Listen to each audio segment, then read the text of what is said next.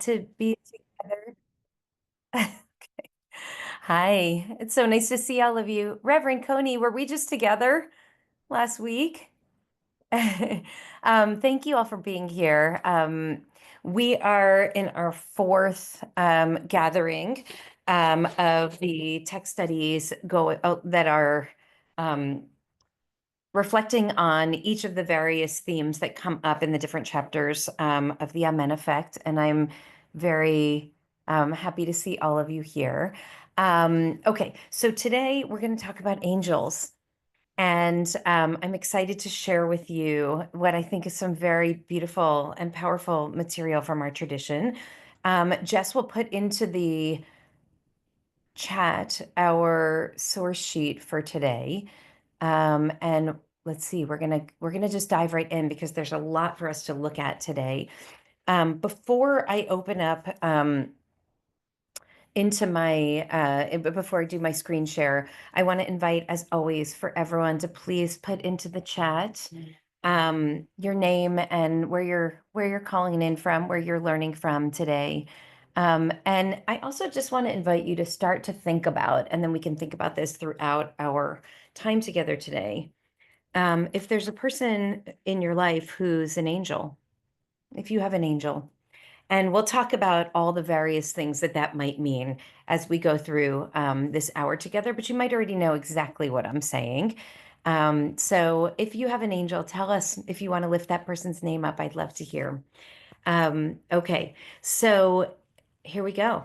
Let's jump in. I will tell you that um, each of as hopefully you know by now, in Safaria, which is the main source the main central kind of hub for all Jewish text and learning at this point. I have two different source sheets for chapter 4, and I'm going to be focusing primarily on what would be found in the second, but I created a new source sheet for us just for this hour that's really kind of a combination of the essence of both of them. So this is a special one in Safaria that is being unveiled to you right now. And here we go. It is, I think this is going to work. There we go. Can you see it? Okay, great. Thank you. Okay, so what I want to do is I'd like to start by looking at a couple of angel stories that come directly from the Chumash, from the 5 books of Moses. And we're going to look in each one at the particular narrative, and then we're going to look a little bit at how the rabbis understood what was going on, because these angel beings are pretty unusual and they have something to teach us. And I want for us to try to understand what they have to teach us. And then this will connect obviously to chapter 4, which ultimately is about how do we come alive into our purpose as human beings? And I'm going to close by sharing the way that this connects to our paradigm from the Mishnah on that Temple Mount ritual of how we see one another. But let's start by diving in first to get a little bit of background on who are rabbis in the tradition and what do they have to teach us. Some of these stories might be very familiar to some of you. So the first one comes from Genesis chapter 18, when God appeared to Abraham by the terebinths of Mamre. Abraham was sitting at the entrance of the day. You might remember it was very hot. And when Abraham looked up, he saw 3 figures who were standing near him. It says in the Hebrew, Vayisa'inav vayar v'hine shlosha anashim nitzavim alav. So he looked up, and behold, there were 3 anashim. There were 3 people. Now, the Safaria translation is going to say figures, and we'll see why they're avoidant of calling them people. Perceiving this, Abraham ran from the entrance of his tent to greet them, and bowing down to the ground, he said, "My lords, if it pleases you, do not go on past your servant." Okay, so you may recall from the context of the story that Abraham is already an elder. He's an old man, and he's just performed circumcision on himself. He is recovering from what is not an easy surgery at that age. And so He's sitting outside. It's very hot out, and he's recovering from surgery. But he looks up and he sees, Vihine, behold, there are shlosha anashim nitzavim alav, three people that are standing kind of above him or near him in the translation. Okay, so let's look at what Rashi and at least one other commentator have to say about what's actually going on here. Rashi says the following. Basing off of Vihine Shlosha Anashim, behold, there were three men. So Rashi says one of those men came to announce the birth of a son, that Sarah was about to get pregnant and that she would have a child after a long life of struggling with her fertility. She was about to have a child. One of those figures or men or what we'll call angels came to announce that Sodom, the cities of Sodom and Gomorrah, were about to be overthrown. And one of them came to cure Abraham, who was recovering from his surgery. For one angel does not carry out two commissions. She'ein malach echad oseh shtei shlichuyot. One angel can't do two things. So from this we learn, and Rashi derives this from Genesis Rabbah, as it says here. From this we learn that every angel has one function in the world. There's one thing that these beings are put into the world to do. Maybe you're put into the world to announce a miraculous birth. Maybe you're put into the world to share the news of a coming catastrophe. Maybe you're put into the world to bring healing. But each angel has a purpose, and one angel can't have two purposes. Okay? So that's going to become important for us as we continue in this conversation. And we'll move through it and then come back to Rashi as a kind of core idea for us. Now, let's look down for a moment at the Orach Chaim on Genesis. So he says, why did the Torah say vihine, and behold, there were these three people? And beside that, why did the Torah say that they were nitzavim, that they were standing? This is no more than normal. What does the addition of that word add to our understanding? Of course, they were standing. They don't come toward you while sitting down. So why does it teach us that? And furthermore, what is the meaning of the word alav? They were standing upon him. The meaning of that word cannot be that they were merely close to Abraham. If that were the case, why did Abraham have to get up and run toward them? And there's another difficulty in the paragraph, which is the repetition of the word vayar. And he looked up and he saw and he saw. Why does the Torah portray Abraham as bowing down to these men before he knew who they were? And then it says here, i.e., angels and not Arabs. Okay? He doesn't know if they're local people who are passing by and travelers, or if they are angels. And I think it's really pointed, and I wanted to bring this text because it feels to me really critical for us to contemplate for a moment that when Abraham looks up, the three people who he sees who are coming toward him are not three dignitaries. They're not royalty. If anything, they're probably tired and dirty, and their clothes are dirty and their feet are dirty. They've been out journeying. They look poor. They look bedraggled. Abraham jumps up and runs over to them and asks them, insists that they come into his home.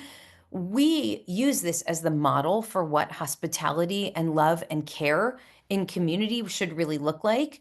That it's not just that you jump up and run over when the mayor or the governor or some important dignitary comes, but you should jump up and run over to any human being who comes towards you.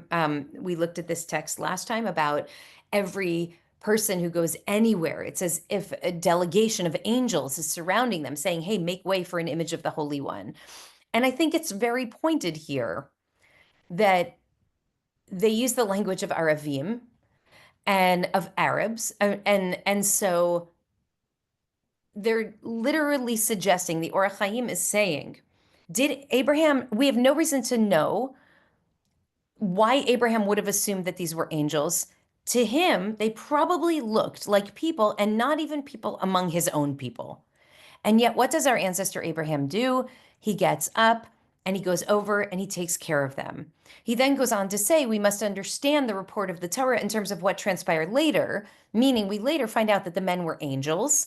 They came in human garb in order to partake in Abraham's hospitality, meaning in some way the angels are there in order to allow Abraham to engage in the mitzvah of hachnasat orchim, of welcoming in these people who look like the whole world has neglected them, but Abraham is able to become a model of what it actually means to welcome people into that place.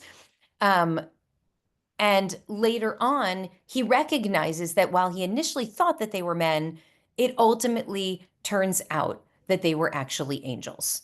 Okay, so in the first case, I just want us to think for a moment about what we learn about angels from Genesis 18. So in this case, we learn that angels come to deliver some kind of message in our lives, and it could be a message of blessing, which could mean you're about to fall in love, you're about to birth a child that you've been dreaming of your whole life. It could be that the angel is coming to bring a message of destruction. Something terrible is about to happen. An angel would come to do that. And it could be to bring healing. So I asked you when we started to think about who the angels are in your life.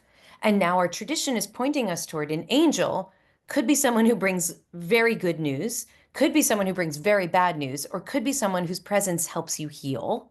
And we know from the Orach Chaim and from the text itself that it's probably not somebody who comes to you looking like an angel, not someone coming in with wings, not somebody to whom you might automatically show respect and regard for.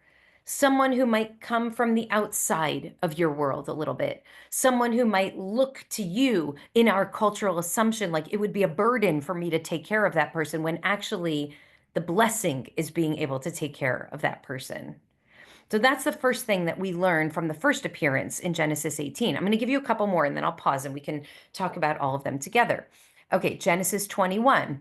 Now, you might recall that Sarah gets very angry about Hagar, Abraham's sort of the sister wife, who also has a child with Abraham, the handmaid of Sarah. And she gets very upset because Hagar has a child with Abraham, whose name is Ishmael, when Sarah can't get pregnant. But then when Sarah gets pregnant, she has her own child, Isaac. And Ishmael and Isaac are playing together in a way that makes Sarah feel very threatened and uncomfortable. We have no idea what's happening. The rabbis will tell you a litany of terrible things that Ishmael could be doing to Isaac. All the text says is that they're playing together. Sarah says, no more. I can't have this person in the house and her son with my child.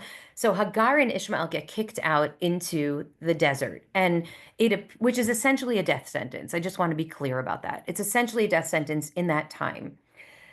So they go out and they have very little provision, and they get through the provisions very quickly, Hagar and her son Ishmael.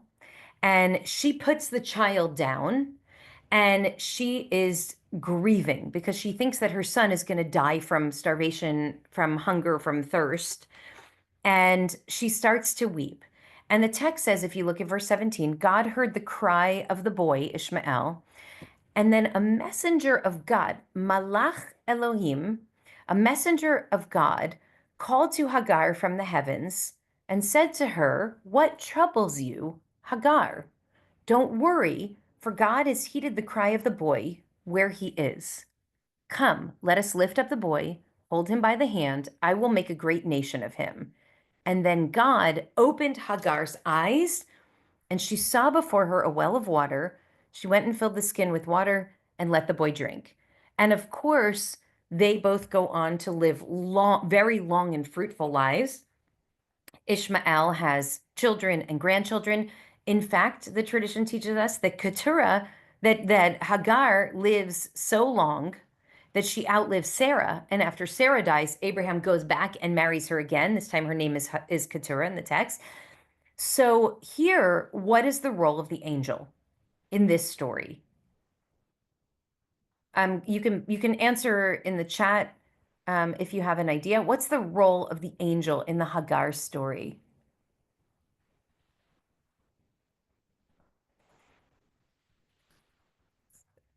Okay, it seems to me that what the angel does here is it goes to a person in her deepest moment of despair, and it awakens her to a sense of possibility that she did not know existed a moment before.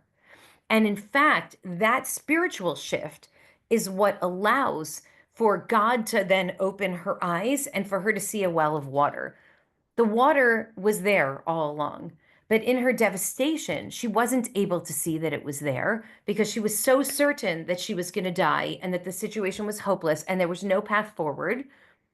But then the angel came and engaged her, and through the angel's love and care and presence, she's able to find the strength to persist through this really difficult moment. So if the angels that come to Abraham in chapter 18 are there to tell good news, to warn us of bad news, and to help our healing, the angel of chapter 21 comes to us in our deepest darkness and says, it's not over for you.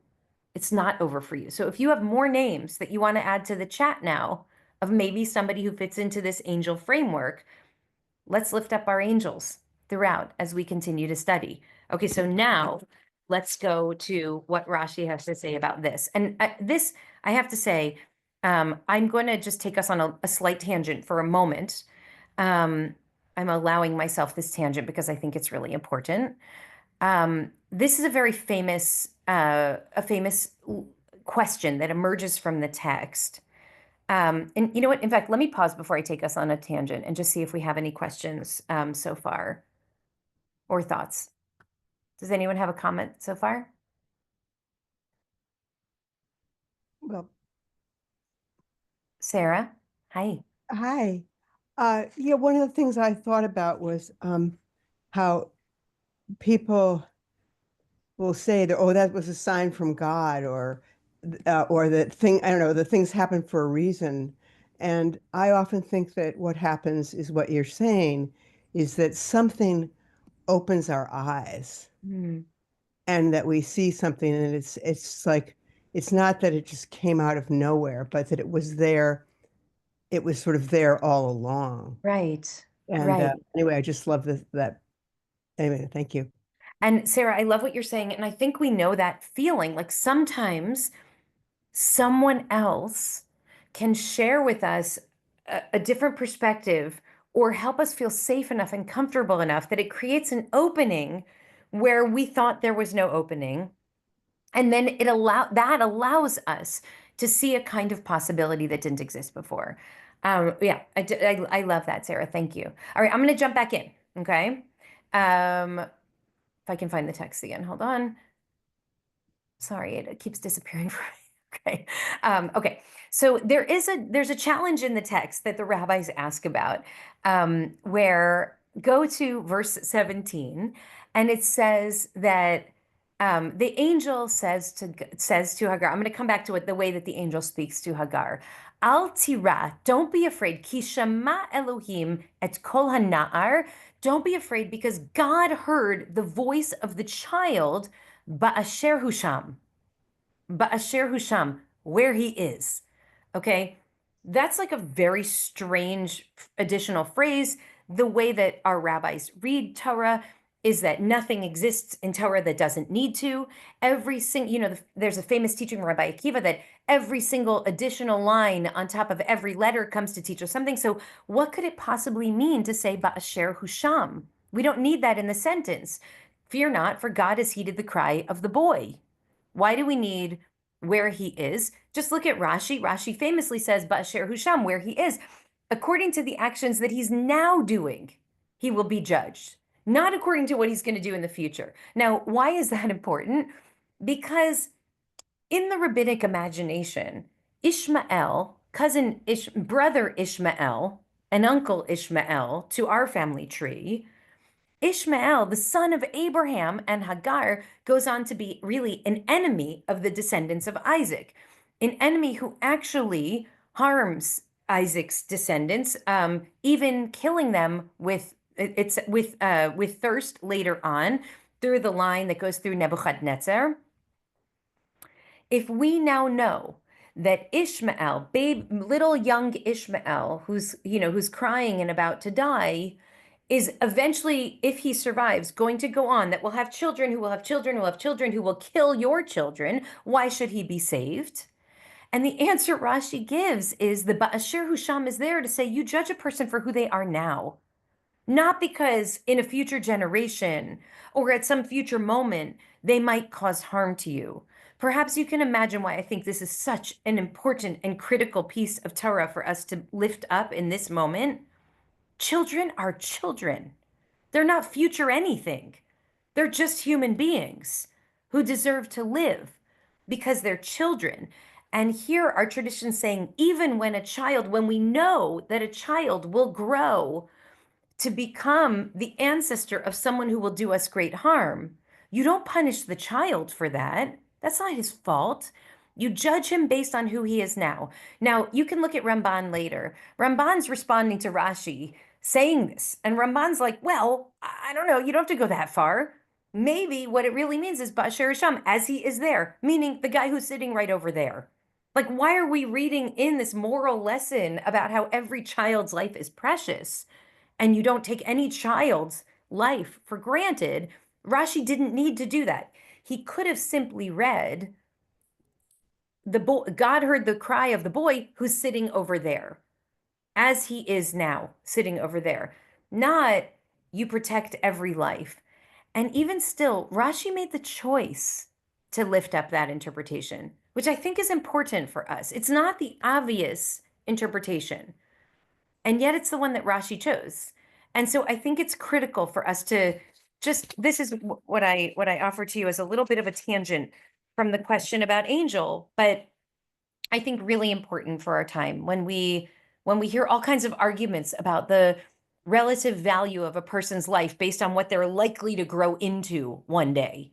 They'll just grow into a criminal, they'll grow into a terrorist, they'll grow into someone who will harm me or my family. And here's Rashi taking the non-obvious path of saying, no, you judge a person for their humanity in this moment. He is alive. He is a child. He could grow into anything in the world. Remember from 2 weeks ago class, any human being could turn into anything in the world. So you never diminish the humanity of a person because of who you think they'll one day become. Okay, but that's a tangent. So I'm going to let myself go back now to the question of what is an angel, and look at the Bechor Shor here. Look at this text, an angel from heaven. I just thought this added an interesting element for us. Angels that appear to people on earth are in the image of people. It's not even necessarily known that they're angels, as it's not the way of the Holy One to reveal them. But it is known that the one that's speaking from the heaven is an angel, since he said, because God has heard the voice of your youth, and didn't say, I heard. I just want to put us to the beginning of the Bechor Shor here. The angels that we are looking for in this world look to us like each other. They come in the human form, so much so that the text calls them in Genesis chapter 18, anashim. They're people. It's not because they're people, they're angels, but they look like people, right? And so the Bechor Shor is just making sure that we understand, again, that this image of an angel is not what we're actually looking for. What we're looking for is something that will look a lot more like the faces that are on this screen right now. Let me do one more for you. Genesis chapter 22, another angel story. Abraham is called by God, take your son, your only son, the one you love, bring him up a mountain. I'm going to offer him as a sacrifice. Abraham picks up the knife to slay his son Isaac. This is Akedat Yitzchak, the binding of Isaac. And then a messenger of God calls out to him from the heavens and says, and you can see in the text in verse 11, it says, Vayikra elav malach Hashem. An angel of God calls out to him, Mina Shamayim, from the heavens, and says to him, Abraham, Abraham, and he says, here I am. And of course, the angel says, don't hurt this child. Don't do anything to harm him in any way. Now I know that you feared God because you have not withheld your son from God. Abraham then looks up, the miracle of miracles. He sees a ram that's caught in the thicket. So he takes and he offers the ram in his place. The angel comes back and talks more to Abraham after that. What is the role of the angel in chapter 22 of Genesis? It's not here to bring the good news of you're about to have a baby. It's not to bring the bad news of I'm about to destroy the world of Sodom and Gomorrah. It's not to bring healing. It's not to open the eyes in the greatest moment of despair. What is the role of the angel here? Any idea?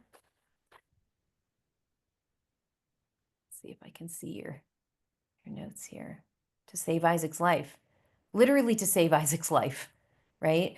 To present to a man who is so convinced that he's doing God's will and there's no other way. He doesn't want to slaughter his son, but he has convinced himself that this is what God is asking of him. And the angel comes and says, there is another way. There is another way. You do not harm this child. um that again, like, this is to the angelic work of creating an opening. In this way it is similar to Hagar, not this kind of comforting voice of you're going to be okay, your son's going to be okay, but saying don't you dare do this. Do you know why, Abraham? Because I know you, and I know that you're better than this. You don't need to sacrifice your child. You can sacrifice a ram. You can find an alternative. And when he does that, Abraham does, in fact, find this alternative. Look really quickly at Rashi and Ibn Ezra and the two things that they point out about this angel. Rashi in text 9. Why the repetition of the word Avraham, Avraham? And for those who are like relatively new to studying text in a Jewish way, and studying rabbinic text, you'll notice this consistent theme of nothing's here by accident. Every word is a future sermon. Every word we can derive meaning from. So why did the angel say Avraham, Avraham? If you go back up to verse 11, the angel called out from the heavens saying, Avraham, Avraham, vayomer hineni, and he answered, here I am. And Rashi says the repetition of this name, Lashon chibahu, it's it's the language of love. It's the language of love. The angel loves Abraham enough to say to him, don't do this thing. I know you. You're better than that, Abraham. I love you, and I know that you can do better. And then Ibn Ezra, who chooses a different interpretation, a more literal interpretation. Why Avraham? Avraham, this is the language of urgency. It's he's saying much more literally. I said Avraham, Avraham, because it's like you see your child running into the street and you say, stop, stop. But you don't say it once in case they didn't hear it the first time. So the angel is either someone who understands the grave urgency of this moment or someone who really loves Abraham. Either way, I'm very moved by the embodiment of this person in this, in the embodiment of this being in this way. I said there was one more, but there's one more. I'm going to give this to you very, very quickly. Genesis 37, and then we'll pause. Genesis 37:15. This is the story of Joseph, which comes a few chapters later in the Torah. And remember, Joseph's brothers despise him and they're jealous of him because he has this, coat of many colors, and he's bragging about it. And he says that that Abba loves me more than he loves you. And so they all go out to tend to the flocks, and Joseph is left at home. And then Jacob says to his son Joseph, go check on your brothers. So he goes out to check on them. It's super dangerous. They're in Shechem, this area where already Shimon and Levi, two of the brothers, have committed a horrific massacre. Anyone who survives in that area must hate this family. So sending Joseph out alone is super dangerous, not only because the brothers hate him, but also because anybody in the vicinity might really want to harm Joseph. But Jacob sends him out nonetheless. And he goes out there and he doesn't see the brothers. He's looking for them, but he doesn't see them anywhere. And so then it says that a man came upon him wandering in the fields, comes upon Joseph wandering in the fields. And the man says, what are you looking for? Ma tivakesh. What are you looking for, Joseph? He doesn't know that it's Joseph. And he answers, I'm looking for my brothers. Can you tell me where they went? And the man said, well, they've gone from here. And I heard them say, let's go up to Dotan. And so then Joseph leaves this man and goes up to Dotan. Now, the principle of nothing is in the Torah that's superfluous, nothing is here that we don't need, that doesn't have great meaning for us. Why is this tiny little story of Joseph going out to the field in a dangerous neighborhood where he's also endangered by his own family, not being able to find them, and a strange man coming across him and asking him, "What are you looking for?" and then answering and pointing him in this direction? Why does that singular act of saying, "I think they went up to Dotan," why does it matter? And as some of you know, of course, the reason it matters is because our tradition reads that that man was none other than the angel Gabriel. That was not a man, that was an angel. Now, according to the reading of our rabbis, that man was Gabriel. So then, what was the point? Now I'm going to look at all of you again. What then is the point of an angel that we learn from the angel that encounters Joseph at that moment?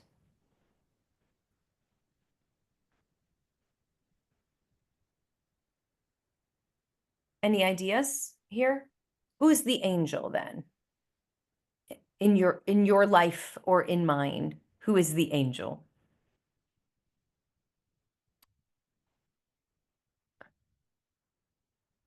Okay, it seems to me.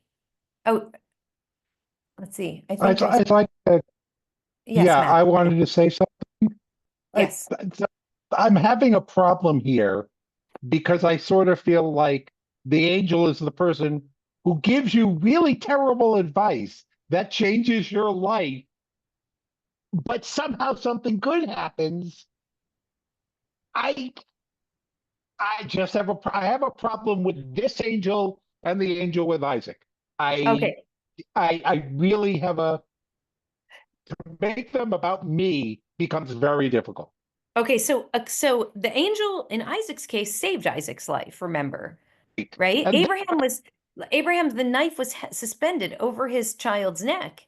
And the angel stopped. In fact, in some of the midrashim, it says that the first drop of blood came from that knife. And the angel's the one who saves Isaac's life. But you're right. In this case, the angel had what would have happened had Joseph not encountered the guy who gave him directions on the way? What would have happened, Diane? He would have gone home, right? And so he would have gone back home and he would have been safely with Jacob. And maybe the brothers would have tried to kill him or sell him into slavery at some other point, or maybe they wouldn't. We don't know. But we do know that what happened in that moment when he turns toward Dotan, and this person's called Ish Dotan in our tradition because all we know about him is that it's a man who points him toward Dotan. So all we know is that when he sends Joseph toward the brothers, he's sending Joseph toward trouble. But we also know, I mean, just think about what unfolds after he finds them there. So, Rabbi, that's Yes. so then there's the thought is that it's all preordained too. Like we have a vision because we know what happens. But is a God is an angel somebody that guides us to what's going to happen anyway? Right. So I think that's exactly the right question and something that the rabbis are that explicitly speak about in this story, right? Do we actually have free will, Right. or could our story only have unfolded as it did, had Joseph actually found the brothers, and therefore the angel had to go there and had to point him toward Dotan? Because what happens when he gets toward the brothers? The brothers conspire. They decide to throw him into a pit with, snakes and scorpions. They sit down and have lunch while their brother is crying out, doesn't know if he's going to live or die. And then they decide to sell him into slavery. And that's like the worst possible outcome. They think he's dead. Everyone thinks he's dead. They go back and tell Jacob, "Your son is dead." They also think he's dead. He's gone forever. Nobody thinks that they're ever going to see Joseph again. When he gets to Egypt, things go from bad, being enslaved, to worse, being an enslaved prisoner who's falsely accused of attempted rape. He's in prison for years. He's repeatedly forgotten about. Like, this is a truly tragic, horrific story. And eventually, he comes out of that prison. And when he does, he becomes second in command of Pharaoh. And when he's second in command of Pharaoh and there's a famine, then the people are from his family are able to come down to Egypt, and they're able to get food so they don't all die from famine. And even though they will then become enslaved to Pharaoh for hundreds of years, ultimately that group of brothers and their descendants will be redeemed, because a guy on the street pointed to Joseph and said, that's the way to go. And so with the long arc of history, they're able to say what seems to Matt in that moment like he's pointing you toward catastrophe.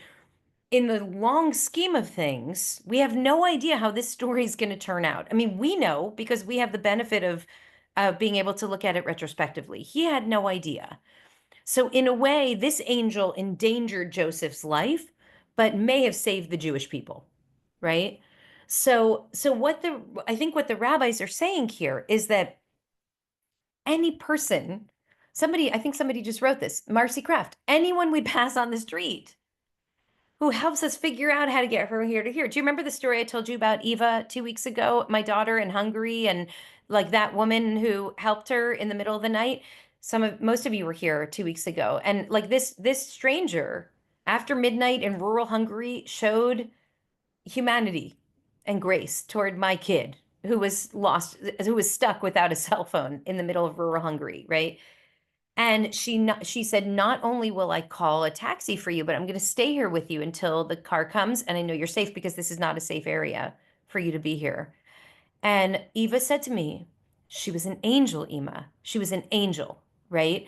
So this is like in the small version of this story, it all worked, like it worked out in the immediate. In Joseph's version of encountering that angel, it's the opposite. In the immediate, he gets harmed, but in the long term, it actually not only saves his life, but it's possible that the next day, had he gone home, had he not seen this person in the street, had he gone home to Jacob, maybe they would have murdered him the next day, the brothers. We just don't know. Had he continued to walk around Shechem, this area laid waste by, by Shimon and Levi, his two brothers who slaughtered all the inhabitants of, that town. Had he continued to walk through there, maybe he would have been killed, and that would have been the end of the Joseph story. So in the immediate, it looks like this angel sends him into bad news, but in the long term, the rabbis say this angel's presence, that simple gesture of pointing him, I think they went this way, is exactly what ends up making it possible for our story to unfold. The reason I'm sharing all of this is because I want us to understand that as I explore angels in our tradition, and there are 1,000 more stories that we could go to. These are just kind of the core stories from the book of Genesis. And of course, there's the angel in the book of Exodus who's traveling with the people through the desert. I mean, there's so many stories of angels in our tradition. We just don't talk about them a lot. Jews don't talk about angels a lot. But we should, because they're awesome. What we have is this kind of composite picture that starts to emerge, in which an angel is this being that appears to be like a human being, appears in human form, looks like Susan Dembski-Horiuchi or Jairo Angulo, right? Looks like you, Susan, and comes in the human form, has one purpose in this world, has one purpose.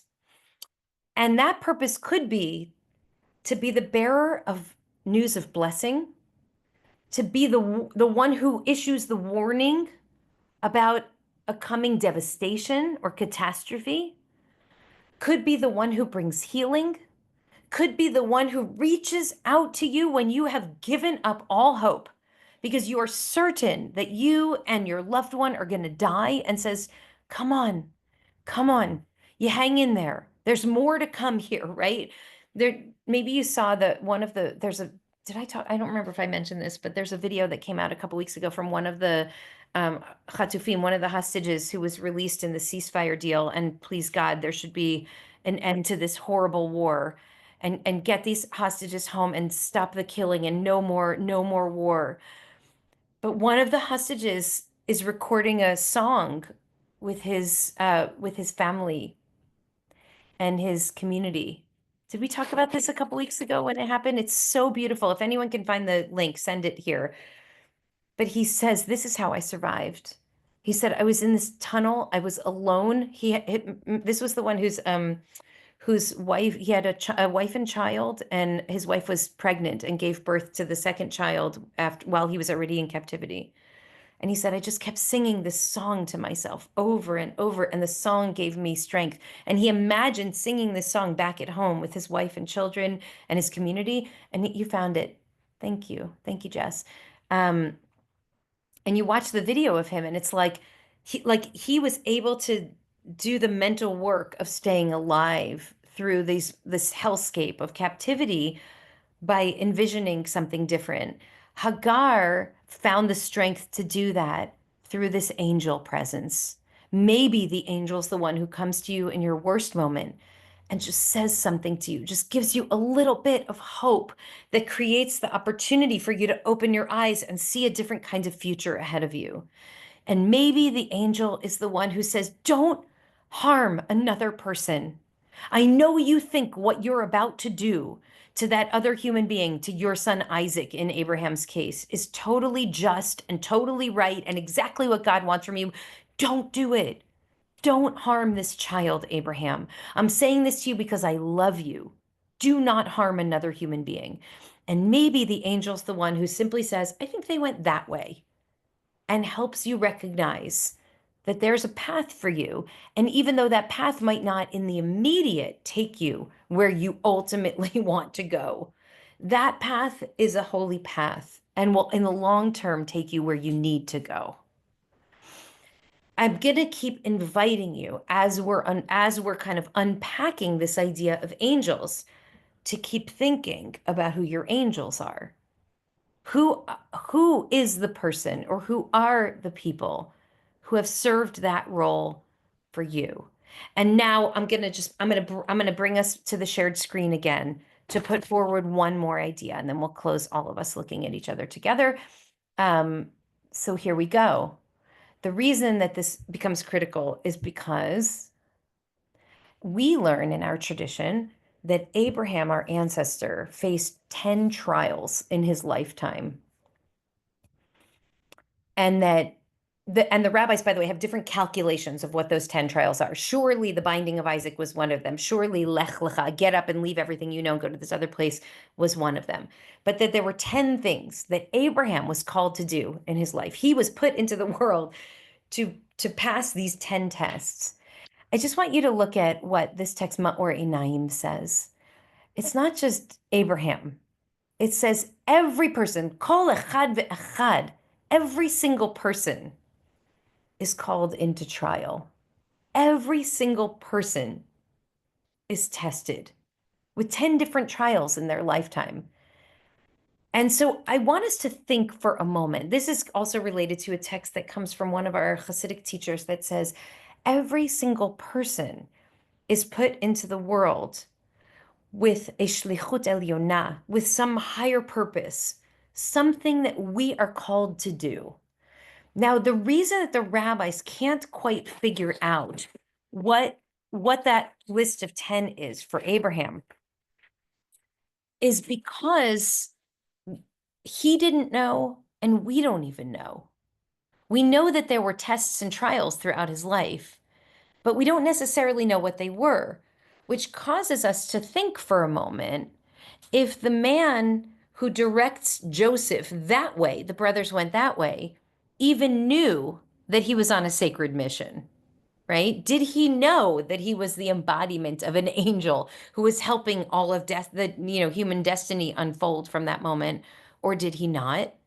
When we are called to step forward in a trial, do we even know that this is one of our trials? If you imagine that there are 10 times or even one time in the course of your life that the way that you respond will profoundly impact how you are known for the rest of your life, either quietly or publicly, how would that change the way that we act? Right? You know the story about Martin Buber's I and Thou? That he wrote that book after a student came to see him saying that he did not know if he should live or die. That's what he planned on saying to Professor Buber, but Professor Buber didn't have time to meet with him. And then he died. And Buber recognized, or so goes the legend, of this story. And Buba recognized that had he made time for this student, that it might have changed the course of the student's life. He felt that he failed the test, he failed the trial, and he was never going to fail it again. And it changed the way he understood human relationships, to move from I-it relationships, who do I have time for in my busy schedule, and how quickly can I get you in and out, to I-thou relationships. You know, these are the doctors who like really sit with you when you come in for your checkup and they're like, no, but really, how are you? And you're like, oh, I'm not, I'm okay. No, but really, how you doing? Right? Like, what does it mean for us to prioritize I-thou relationships over I-it relationships? It means actually we're treating this encounter as though it might be the encounter that actually matters most in the world. Now translate this into the language of purpose and mission and what am I here for and who am I called to be in the world? And I believe that there's a very important message that's being communicated to us here, which we can actually see in the language of that story from Hagar. So let me give you one more text. Some of you know exactly where I'm going right now. You can predict this. Look at the story from Hagar again. God heard the cry of the boy, and a messenger of God comes to Hagar. And look what happens. Vayishma Elohim et kol hanar. And this you would only get if you're looking at this text in the original. Vayikra malach Elohim el Hagar. And called out a malach of God, an angel of God, to Hagar mina shamayim. Vayomer la, and said to her, Ma lach, Hagar. What happened to you, Hagar? What's troubling you, Hagar? Now, maybe even just hearing this question reminds you of the language of the people who are circling in the courtyard of the temple. But the actual phrasing that they use is malach. Tell me what happened to you. And this language is repeated right here in verse 17, chapter 21, verse 17, thousands of years before the temple was established, thousands of years before the rabbis wrote the Mishnah explaining the ritual in the temple. What an angel says to Hagar is, Malach, tell me about your heart, Hagar. What happened to you, Hagar? That is exactly what we are called to say to another person who's in pain or in grief. And what, in fact, is the word for angel? Malach. An angel in our tradition is called malach. The same phrasing, malach and malach. Now, it's spelled differently, but that never bothers the rabbis, right? It's about the sound of those words. There's no question that that's what's happening here, to my mind. So then we have to ask, why are we given a ritual of encounter in the temple courtyard where we see someone who's brokenhearted and we ask them, malach, the same question that an angel is asked, and then we're reminded that an angel is a malach. An angel is the one who embodies the question of malach. Tell me about your heart. Tell me what happened to you. And what seems very clear to me is because that we are being taught that we are the angels. We've already established that the angels look like us. They show up like us. We've already established that each of us has some purpose in the world, some trial, some test, and that we don't know what it is, but that it matters how we engage each other, because that just could be the thing that we were put in the world to do, whether it's to deliver a word of blessing, to warn about a catastrophic future, to bring healing, to reach into the darkness and help someone, to point someone on their way, to stop someone from doing something dangerous and terrible, because we know that they're better than that. But each of us is called to embody the malach. And I close with this text from Bereshit Rabbah, which you can look at on your own. But the rabbis say, before they perform their mission, they're characterized as people. After they perform their mission, then we know they're angels, right? It's through the work of embodying this mission that we become the angels ourselves. Kathy Kobayashi, hi. Okay. So yeah, no, I'm this is all quite wonderful, and I'm really struck by all of these, different tasks that angels take. But that one about the one who gives the directions, it's so weird. It's like, where'd they go? They went to I mean, it's not like you say, it's not like a blessing or a warning or anything like that. And I'm going, so what's the point of that? And what I keep coming back to is that maybe one of the essentials of all of this is that angels tell the truth. Mm, That when there's a way in which, you could go, if this person or angel or whoever knew what might come next, they might say, oh, I'm going to tell him to go the other way because I know that his brothers are out to get him, or I think this, or I think that. And sometimes we try to second guess, or we Mm. strategize or do something like that, but we don't tell the truth because we think we're doing something better. But I don't know, because I think truth is a hard one sometimes. mm. And sometimes we want to tell people things that aren't true because we think that's more comforting or that it'll have a better outcome. But I don't know. The angel answered with actually the fact. The honesty. Right, right. That's so powerful. I want to really think about that. I don't know of an angel that tells a lie. God tells a little bit of a lie, right? So as to create shalom bayit, to make peace in the home between Abraham and Sarah. But I don't know about an angel that ever doesn't speak the truth. And I want to really think about that. But Kathy, what you said lifted up something else that I want to point out. Um, that this, I love this um, encounter with Joseph being an angelic encounter because it is so small. It's precisely because it's so not dramatic, right? Like the angel that stops Abraham, stop, stop, don't shoot, you know?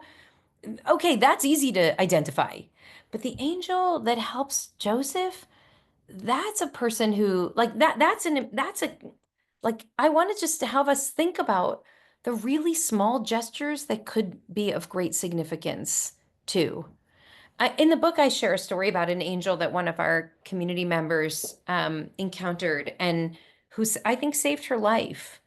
I think saved her life. And I don't even think he knows that he's an angel. I think this might have been one of the trials of his life, might have been his mission in the world. I don't think he even knows unless he read my book and then he figured it out. But I don't think he knows. And I love the idea that something very small could be the most important thing. And what if we treated every interaction like that was potentially the reason we were put into the world? How would that change us? Okay, so let's see. Any other thoughts? We have just a couple more minutes left. I have a thought. Hi, Caroline.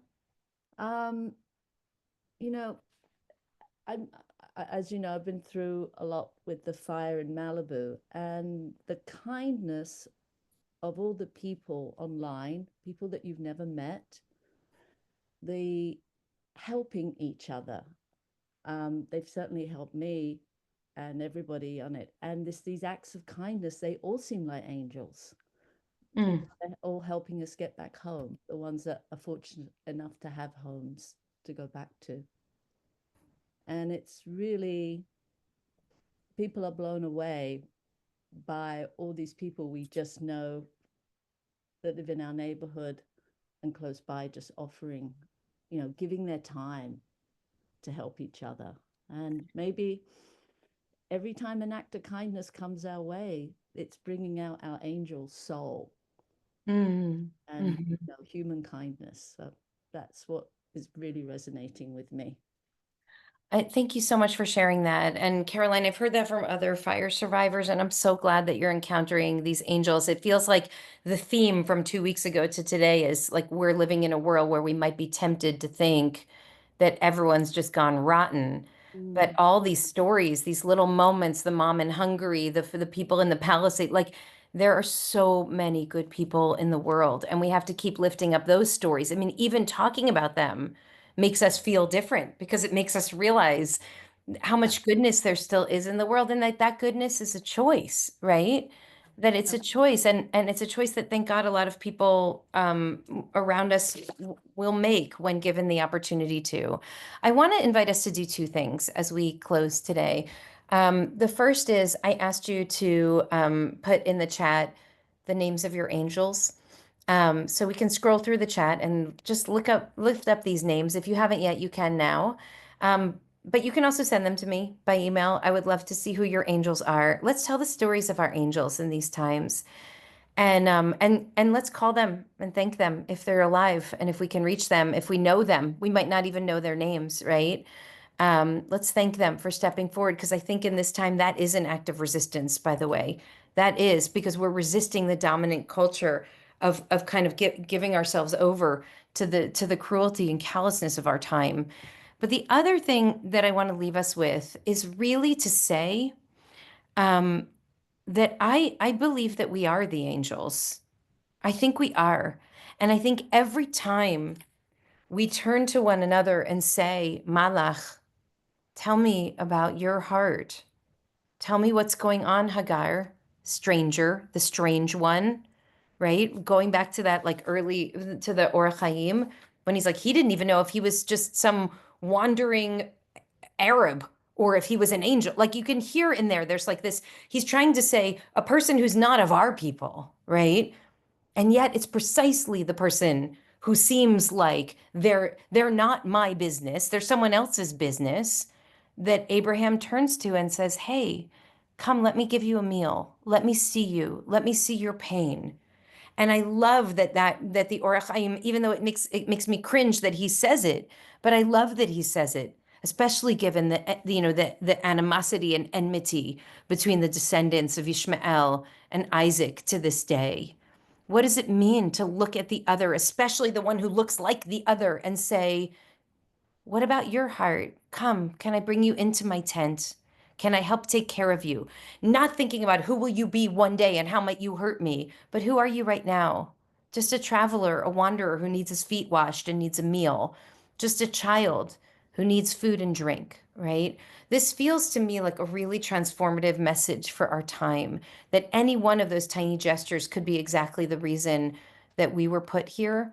And again, to just feed the ongoing, narrative here, we right now might be tempted to feel totally powerless, but we're not, because any one of those small gestures, those small angel-like gestures, could be the one that actually is the reason that we were put into the world in the first place. So I really thank you all and honor you for being here and making this time. We're going to continue every Tuesday from 12 to 1 Pacific time. I think we stop when we get to Passover, but we still have a few more weeks together. And then I think there's one more on the other side. But I'm sending my blessings to all of you for strength in these days ahead, and look forward to seeing you next week. Thank you. Thank you so much, Rabbi. Wonderful, wonderful as always. Thank you. Thank you. Thank Thank you. you.